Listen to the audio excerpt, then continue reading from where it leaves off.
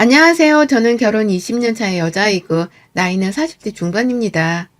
꽃다운 25의 나이에 시집을 와서는 참 많은 세월을 남편과 겪으며 부부로 살았어요. 그 세월이 한순간에 지나서는 제가 곧 쉰을 바라보고 있다는 게 감개무량할 지경이네요.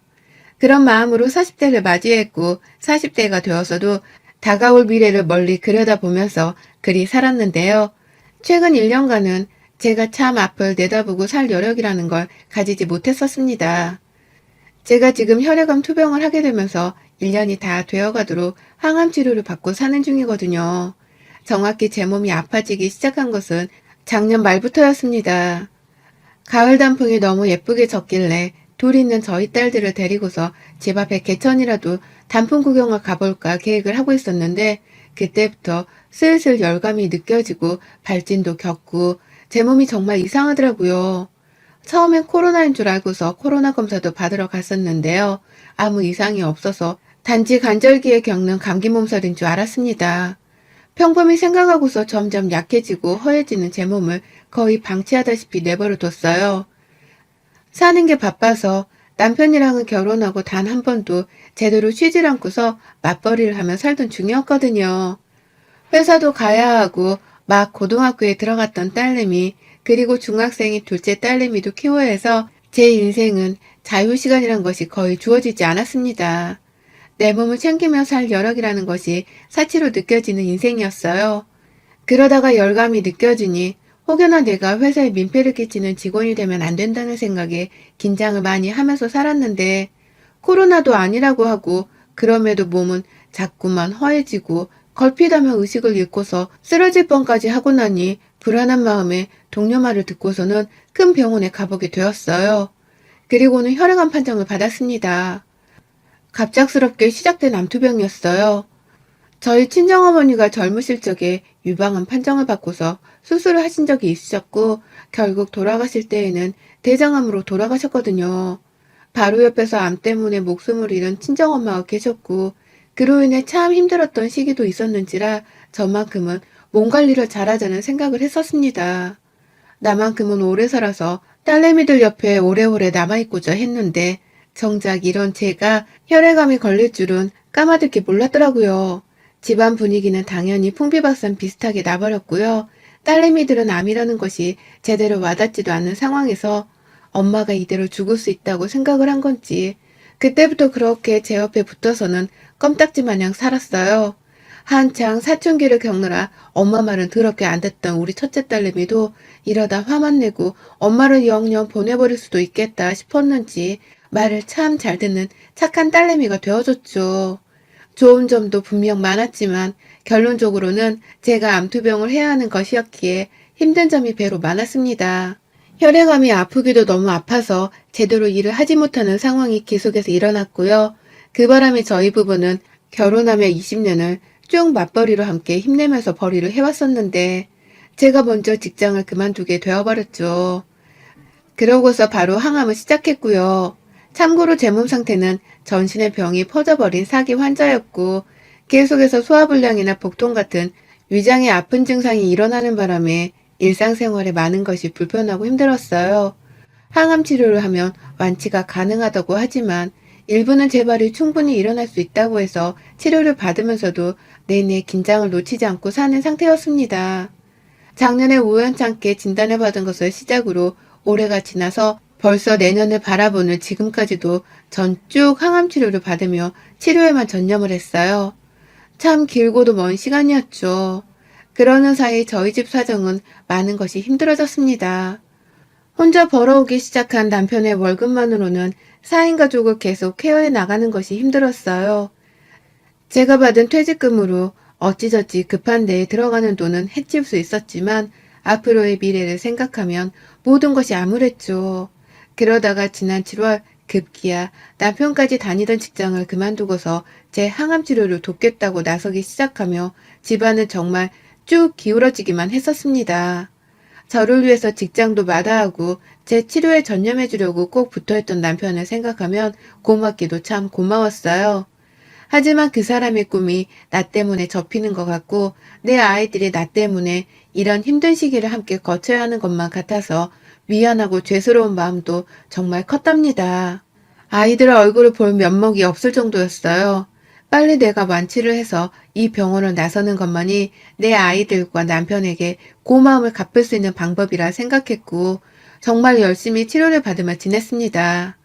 약 때문인지 식욕이 감퇴되고 또 아프다 보니 여러모로 체력 소모가 많아서 살은 정말 쭉쭉 빠졌고 제가 늘 50kg 중반대를 유지하는 사람이었는데 지금은 정말 눈에 보기도 징그러울 정도로 살이 많이 빠져버렸어요. 40kg까지 빠져버렸다면 믿으시겠어요? 얘 하나 몸무게가 사라진 것과 마찬가지인 셈이었죠. 그래도 어떻게든 가족을 보면서 이겨내고 살려고 노력하는 중이었는데 제 투병 생활 중에서 저를 가장 힘들게 하는 일은 정작 제 몸뚱이가 아니었어요. 그건 바로 지독한 우리 시댁 것들이었습니다. 제 남편은 정말 10가지 중에서 9가지가 다 마음에 드는데요. 딱 하나 모자라는 게 바로 시댁이었어요. 큰돈을 벌어오지 못해도 제가 사랑하는 사람이라서 다 괜찮았고 여유가 없어도 서로를 아끼며 딸 자식을 잘 키우고 사는 중이었는지라 정말 불만이라고 할 것이 하나 없었어요. 하지만 남편의 시댁 식구들, 시어머니와 위로 쭉 있는 2명의 시누이들이 늘 문제였죠. 저희 시어머니는 홀로 되신 지가 벌써 10년 차이고 아버님이랑 사별하신 후로는 쭉 형님들 옆에서 형님네 살림을 도와주시면서 사셨어요. 다행히 처음부터 서울에 살고 계신 분이셨는지라 집 구하거나 오고 가고 하는 문제는 걱정을 하지 않아도 되었고요. 쭉 당신 딸들의 자식들만 봐주고 싶다 고집을 부리시는 바람에 저나 남편은 단 한 번도 저희 자식들을 봐달라는 소리를 입 밖에 꺼내지 못했지만 애초에 그런 식으로 자식을 맡길 생각 자체도 없었는지라 크게 개의치 하지는 않았습니다. 그냥 딸내미 사랑이 대단하신 어머님이시구나 싶은 마음뿐이었죠. 형님들도 다들 맞벌이를 하시는 분들이셨고 제가 잘 모르는 더 힘든 상황이 이 집안에 있을 수도 있는 것이니까 상관하지 않았고요. 그렇게 쭉 딸내미들 옆에서 딸내미들을 돕고 사시는 분이셨는데 어머님이 지난 9월에 갑자기 뇌출혈로 쓰러지셨습니다. 막 남편이 제 간병을 하겠다면서 다니던 회사도 그만두고서는 제 병원에 딱 달라붙어 제 항암을 돕고 있던 때였는데요. 어머님까지 갑자기 예고 없이 뇌출혈로 의식을 잃고 쓰러지신 바람에 제 남편은 제정신이 아니었어요. 저에 이어서 시어머니까지 온 식구들이 아픈 사람들을 뒤치다꺼리 한다고 아주 난리도 아니었죠. 남편은 당연히 저를 챙기다가 시어머니를 챙기면서 입원한 시어머니 병원에서 왕래를 하며 가장 바쁜 나날을 보냈고요. 그러는 와중에도 형님들은 자기 회사 출근을 하고 애들 키우는 게 더 바쁘고 중하다면서 단 한 번도 먼저 나서서 시어머니를 챙기려 하지 않더라고요. 시어머니가 의식이 계시고 건강할 때에는 자기 아이들 좀 대신 챙겨달라면서 온갖 부탁을 하며 시어머니께 도움을 받고 살더니만 어머님이 정작 쓰러지고 나니 도움을 주길 나몰라라 하는 겁니다. 딸내미란 것들이 말입니다. 충분히 자기 엄마를 챙기고 또 병원을 왕래하면서 간병을 해줄 수 있는 여력과 시간이 훨 많았음에도 불구하고 형님들은 하나같이 본인들 살기 바쁘고 힘들다는 말만 제 남편에게 꺼냈어요. 그리고는 늘상 남편에게 어머님을 좀 더 챙기고 보살피며 살아달라 부탁을 하셨죠. 마누라 암 항암을 돕느라 회사까지 그만두고 제 옆에 달라붙어 있던 남편에게 그런 부탁을 더한 것입니다. 그리고 남편은 참 미련스럽게도 그런 누나들의 말을 잘 듣겠다면서 자기 엄마를 향한 도리를 다 했고요. 자기 혼자서 2병원을 왔다리 갔다리 하면서 정말 힘들어했어요. 원래 아픈 사람보다 옆에서 간병하는 사람들이 더 힘들다고 하잖아요. 제 남편이 딱 그 꼴이었죠. 하나도 아닌 둘을 자기 스스로 도움 없이 챙겨야 하는 상황이었으니 말입니다. 게다가 직장까지 그만두고 나서 경제적인 어려움도 슬슬 겪어가는 와중이었는데 둘뿐이라는 형님들이 시어머니 간병에 나몰라라 하려고 하니 남편이 심적으로 상당히 부담스러워했어요. 그걸 저도 바로 옆에서 지켜봤고 그래서 더더욱 내가 빨리 쾌유를 해서 남편에게 짐을 덜어줘야겠다는 생각을 하게 되었죠. 형님들을 향해서는 화도 많이 났었고요. 그러다가 장기간 입원을 하고 계시던 어머니께서 아주 무사히 그리고 다행히도 의식이 있는 채로 깨어나셨습니다. 지난 9월 말에요. 한동안 걱정이 많았던 저도 한시름을 놓겠더라고요. 남편도 내심 어머님이 무사히 깨어나신 것에 대해서 다행이라며 안도의 한숨을 내쉬는 것 같았고요. 그렇게 온 가족들이 어머님의 쾌유를 반가워하면서 이제는 짐 하나를 덜었다라고 생각을 하려 하는데 어머님의 상태가 이상했습니다. 거동이 상당히 불편해지셨더라고요. 혼자서 손발을 자유롭게 쓰셨고 또 밥이나 요리 같은 것도 혼자서 충분히 하실 정도로 독립적이긴 했지만요. 거동이 많이 불편해졌고 또 쓰러지실 때 머리를 좀 다쳐서 그런지 말투가 약간 어눌해지셨어요. 정신은 분명 또렷한데 말투 때문에 누가 옆에 달라붙어 있어야 위급한 상황이 생기더라도 어머님이 제대로 신고라도 하실 수 있을 정도였죠. 그러다 보니 남편이랑 저는 또 고민이 깊어져 갔습니다. 어머님을 당연히 본인 사시던 시댁으로 모셔다 드려야 하는 건데 형님들이 보나마나 어머님은 나몰라라 하고 보살피려 하지 않으실 것이 뻔했기 때문에 걱정이 되었던 것이죠. 그렇다고 저희 집으로 대뜸 어머님을 모셔와서는 함께 살 수는 없는 노릇이었고요. 제가 항암 치료를 받는 암 환자였기 때문입니다. 그런데 신우이는 참 당당하게도 저한테 엄만 못 모시니까 니들이 지금까지 해왔던 것처럼 좀 알아서 해주라. 일도 하고 애도 보느라고 내 몸이 진짜 10개라도 모자라다니까. 라면서 시어머니를 모시는 걸 거부했습니다. 큰딸이라는 여자가 자기 엄마가 쓰러져 거동이 불편한데 그걸 보면서도 어떻게든 옆에 있어줘야겠다는 생각을 안 하더라고요. 그러고서는 암투병을 받고 있는 제 얼굴을 당당하게 보면서 자기가 더 바쁘고 정신이 없다는 말을 아무렇지 않게 뱉어내는데 진짜 뭐 저런 게 다 있나 싶더라고요. 그런 큰딸의 막말에 이어서 둘째 딸이라는 둘째 형님께서도 언니만 바빠? 나도 직장 다니고 애 키우면서 바쁜 건 마찬가지구만. 넌 직장도 그만뒀고 이제 올케 간병만 하려고 집에서 쉬고 있는 거 아니야? 그럼 네가 시간적 여유도 더 있을 텐데 그냥 간병하는 김에 엄마 요양도 같이 해주면 되겠네. 라고 하면서 제 남편에게 다다닥 쏘아대더라고요. 마누라가 암투병을 하는 바람에 슬픔을 부여잡고서 직장까지 그만둔 남동생한테 시간이 남을 테니 한 사람 간병을 하는 김에 한 사람을 더 떠맡으라는 말을 아주 잘도 해댔어요. 누나란 것들이 하나같이 가족임에도 불구하고 나 몰라라 도와주려고 하지를 않았고 암투병이나 뇌출혈 같은 질병에 대해서 아주 사소한 것이라고 생각을 하는 듯 보였습니다. 그런 질병을 가진 가족들이 쉽게 겪을 수 있는 슬픔이나 경제적 어려움 같은 것에 대해서는 전혀 이해를 못하는 소시오패스들 같아 보였죠. 그러니 제 남편이 제 눈에는 더더욱 불쌍해 보였고요. 어쩌다 저런 인정머리 없는 누나들을 가족이라 뒀을까 싶어서 개탄스럽까지 했답니다. 하지만 반전의 문제는 또 하나 더 있었어요. 저희가 어찌저찌 해서 암투병을 하는 저하고 뇌출혈의 거동이 불편한 시어머니를 함께 붙여서 둘 수가 없다는 이유로 끝까지 시어머니를 모시는 걸 거부했고요. 그래서 남편이 총대를 메고 나서서는 시누이들이랑 언성도 좀 높여가다 결국 한 작은 요양병원에 모시기로 했거든요. 당연히 저희 남편이 시간이 많으니까 어머님 계실 병원을 더 자주 들여다봐야 하는 거라고 하면서 시누이들이 작정하듯 저희 집 주변의 병원으로 물색을 한 바람에 어머님 계시는 병원은 저희 집에서 딱 걸어서 15분 거리에 위치한 곳이었고요. 우리 집에 들이지 않는 것이 다행이다 싶기도 하면서 끝까지 우리 남편 고생을 더 시키겠다며 우리 집 근처의 요양병원을 찾아내선 들이게 한 시누이들이 너무 미웠는데 이제 보니 시어머니께서도 만만치 않은 분이시더라고요. 결혼하고 그 20년 동안 제 새끼들은 저 혼자 직장 다니면서 키우고 다 하라면서 나몰라라 하셨던 분이셨으면서 이제 와서 며느리 손에 보살핌을 받고 싶다고 하면서 저희 집을 가고 싶다고 아주 노래를 부르는 겁니다. 요양원은 사람 살 곳이 아닌 것 같다고 하시면서 말이죠.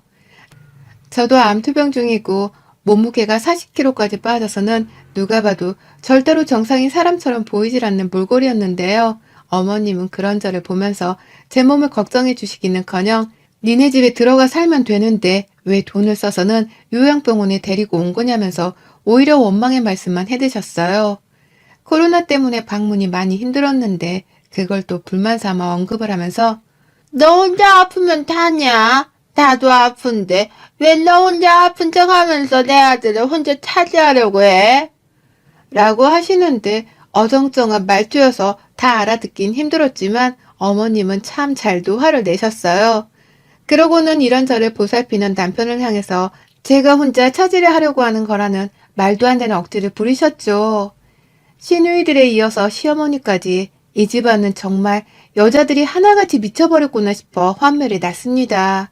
암투병을 하는 제 걱정은 그 중에 아무도 하지를 않는다고 생각을 하니 저도 이제는 더 이상 이 집안 여자들의 입장이나 처지를 생각해주고 싶지 않더라고요. 결혼하면서 도움 하나 준 것도 없고 결혼해 살면서도 제대로 된 덕담이나 물질적인 도움 한 번 준 적이 없는 것들이 자식이 되어서 부모를 챙기는 도리마저 저버리고 저희 부부한테만 요구를 하려 하는 게 너무 화가 났습니다. 시어머니도 똑같으셨고요. 나도 고등학생, 중학생 딸들을 키우면서 바빠 죽겠는 와중인데 암투병을 하느라 어쩔 수 없이 이 모양으로 괴롭게 살고 있다는 것을 보여줘야겠다 싶었어요. 그리고 그 기회는 바로 찾아왔습니다. 그날 어머님이 오전에 저한테 전화를 하셨어요.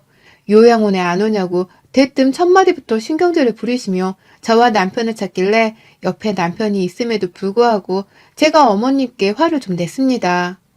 어머님, 아들이랑 며느리가 지금 놀아요? 암투병하고 옆에서 간병하느라 둘 다 하루 1분이 모자란 처지인데 오라가라 좀 그만하세요.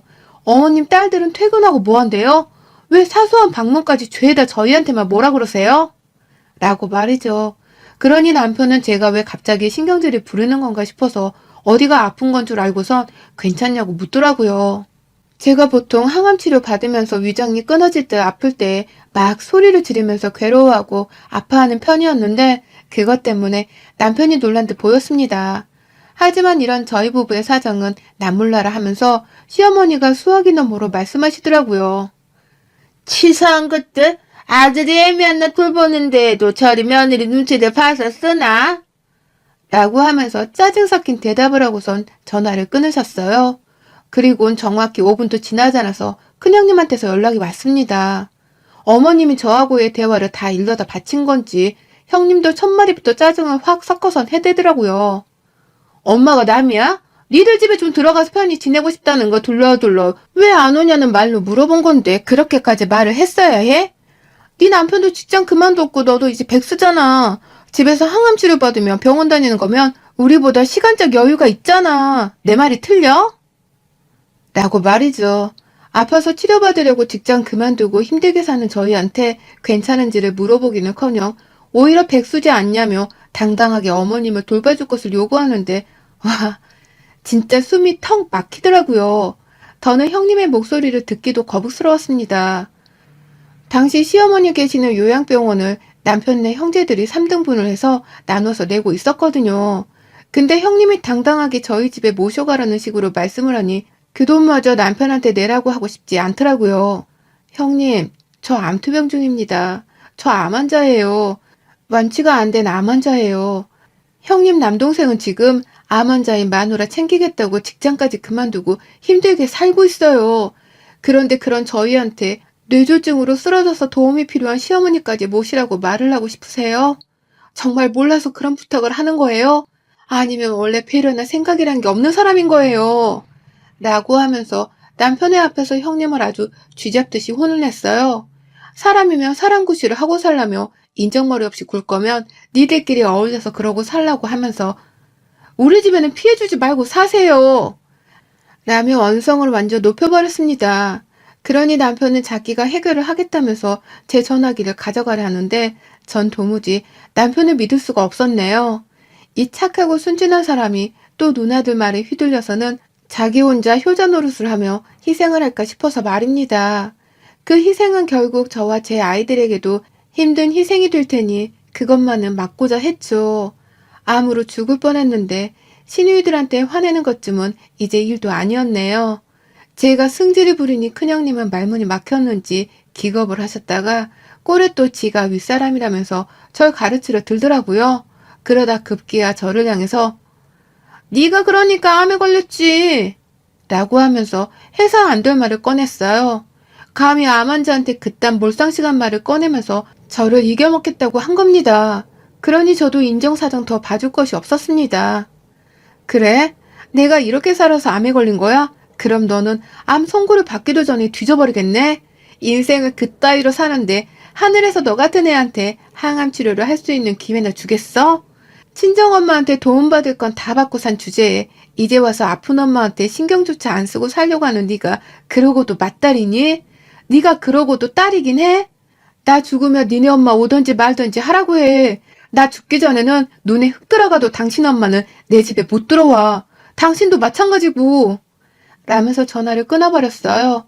남편한테는 뭐 이런 집구석에도 효자 노릇을 하려고 하냐면서 제발 정신 좀 차리라고 역정을 쏟아냈고요.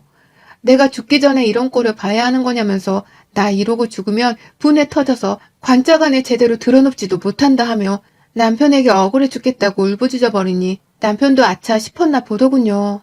왜 죽는다는 소리를 하냐면서 저를 달래고 그런 일이 없도록 하겠다면서 굳은 결심을 하는데 이 남자를 믿어도 되나 싶었습니다.